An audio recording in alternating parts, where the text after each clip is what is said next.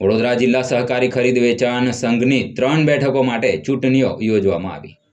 વડોદરા જિલ્લા સહકારી ખરીદ વેચાણ સંઘની 3 બેઠકો માટે ચૂંટણી યોજવામાં આવી છે। અગાઉ 12 બેઠકો બિનહરીફ થઈ હતી। જોકે 3 બેઠકો માટે કોકડું ગૂંચવાતા આજે ચૂંટણી યોજવામાં આવી હતી। શહેરના જુબેલીબાગ તરકેશ્વર મહાદેવના પટાંગણમાં મતદાન યોજાયું હતું। વાઘોડિયા, પાદરા અને કરજણ તાલુકામાં ભાંજગળ ઊભી થતા ચૂંટણી યોજાઈ રહી છે। દરેક તાલુકામાં 30 થી 35 મતદારો મતદાન કરશે।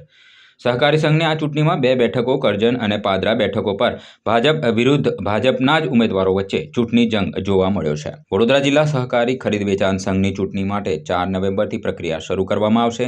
જોકે ઉમેદવારી ફોર્મ ભર્યાની સમયમર્યાદા પૂર્ણ થયા સુધી ભાજપે મેન્ડેટ સહિત ઉમેદવારોની યાદી પ્રસિદ્ધ નહીં કરાતા મનફાવે તે રીતે સહકારી અગ્રણીઓને ઉમેદવારી નોંધાવી હતી। સમયમર્યાદા પૂર્ણ થતાં લગભગ 18 નવેમ્બરે ભાજપે ઉમેદવારોનું મેન્ડેટ જાહેર કર્યું હતું।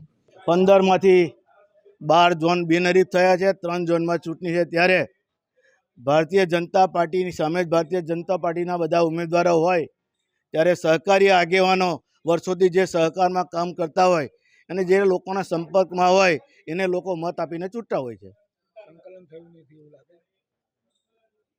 સિસ્ટમ પહેલેથી એવી હોય, જાહેરનામું પડે એટલે જિલ્લા ભારતીય જનતા પાર્ટીના પ્રમુખ જિલ્લાની સંકલન સમિતિ બોલાવે, એમાં પ્રભારી મંત્રી અથવા તો ના આવે તો પ્રભારી સંગઠન અને જિલ્લાના ધારાસભ્ય, સંસદ સભ્યશ્રીઓ અને જિલ્લા પંચાયત પ્રમુખ અને માજી જિલ્લા ભાજપ પ્રમુખ આ બધા સંકલનો બેસતા હોય છે અને એમાં જો નામ નક્કી થતા હોય તો કદાચ આ 15 બિનહરીફ થઈ હોત। અત્યારે લાગે 3 જગ્યાની જે ચૂંટણી છે એમાં ભાજપ છે એ ખબર ના, 100% ભાજપની સામે જ ભાજપ છે બધાએ।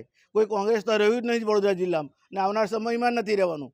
સહકારી ક્ષેત્રમાં મેન્ડેટ પ્રથા ચાલવાની નહીં, કારણ કે પાર્ટીમાં આપ સૌ જુઓ છો કે છેલ્લા 3 વર્ષથી ડેરીમાં જે હેરાનગતિ થાય છે, સહકારી ક્ષેત્રના તમામ આગેવાનો આજે ભાજપમાં જ છે, પણ જેને મેન્ડેટ મળે અને મજબૂત માણસો એને મેન્ડેટ ના મળે તો મજબૂત માણસ ચૂંટણી લડે એ સ્વાભાવિક છે।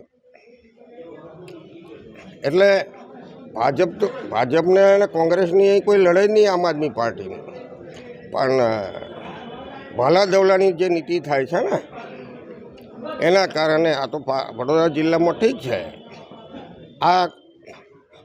આ લઠાલઠી સમગ્ર ગુજરાતમાં સહકારી ક્ષેત્રમાં થાય એવું મને દેખાઈ રહ્યું છે।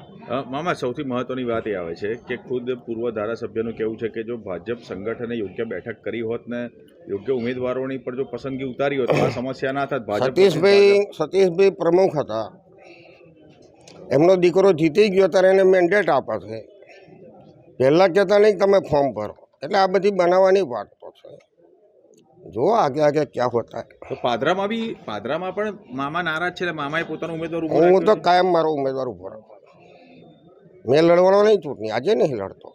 મામાનો મારો ઉમેદવાર છે ને, ચંદ્રેશ પટેલ મારો ઉમેદવાર છે। તો બીજા છે એ તો હાલના એ મારો પાડોશી ગામનો મારો છોકરો જ થાય, પણ મેન્ડેટની સામે આપણો વિરોધ। સંગઠનમાં ભાજપ વર્સિસ ભાજપનું યુદ્ધ છે, કંઈ મને એવું કંઈ દેખાતું